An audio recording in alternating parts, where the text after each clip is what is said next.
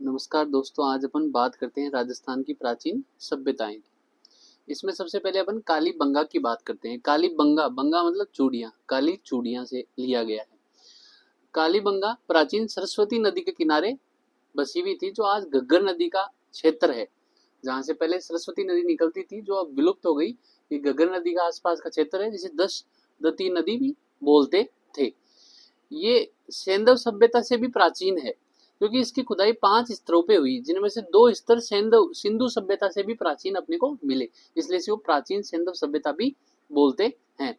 वर्तमान में ये हनुमानगढ़ जिले में स्थित है। हनुमानगढ़ जिले का कालीबंगा कस्बा भी है। वहां पे 4000 ईसा पूर्व से भी अधिक प्राचीन ये मानी जाती है। सर्वप्रथम 1952 ईस्वी में डॉक्टर अमलानंद घोष ने इसकी खोज करी। भाई खोज 1952 ईस्वी में हो गई।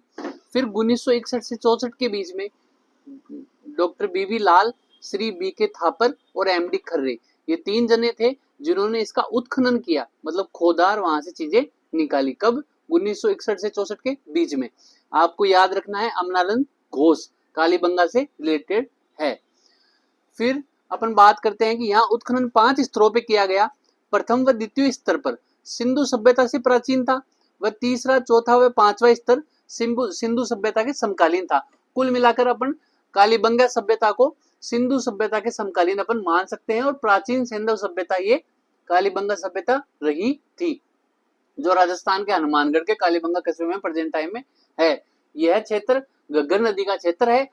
अमलानंद घोष ने 1952 में इसकी खोज करी, व उत्खनन कर्ता में आप लोग 3 जनों के नाम बीबी लाल, बी के थापर और एमडी खर्रे याद रखना।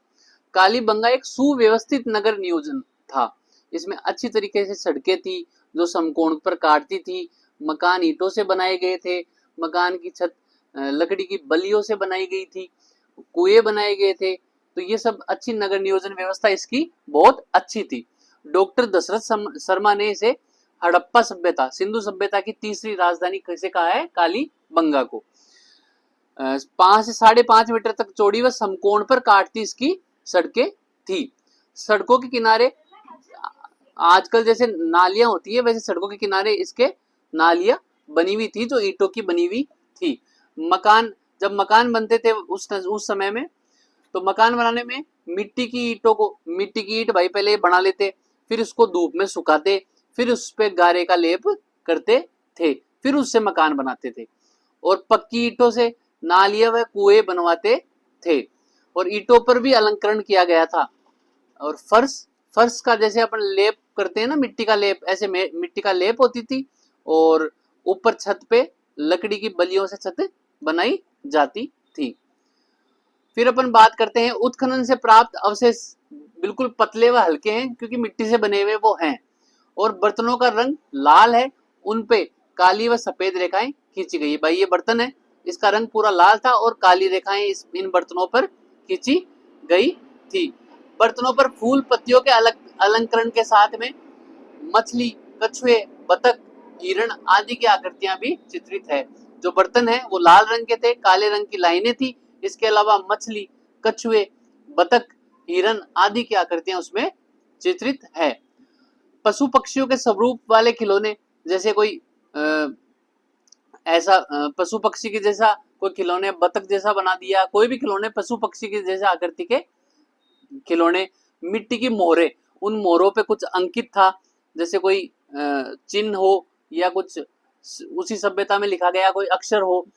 चूड़ियां, कांच के मनके, तांबे की चूड़ियां, औजार, तोल के बाट जैसे अब लिखा हुआ था ना 1 किलो 2 किलो, वैसे कुछ बाट फिक्स थे जो स्टैंडर्ड थे।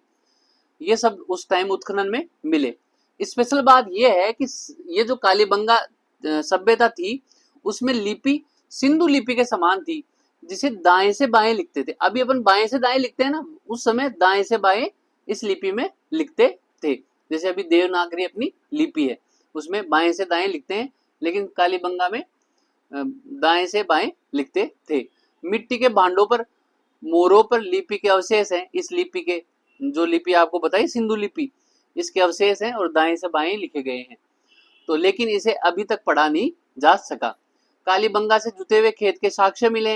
अब खेत के साक्ष्य मिले जुते हुए, और जिसे इसमें क्या हुआ, एक खेत में 2 फसलें जोतने का अनुमान लगाया गया है कि भाई 2 फसलें एक बार में उगाते थे। ये हराइयां ग्रिड पैटर्न में फसलें बोई जाती थी।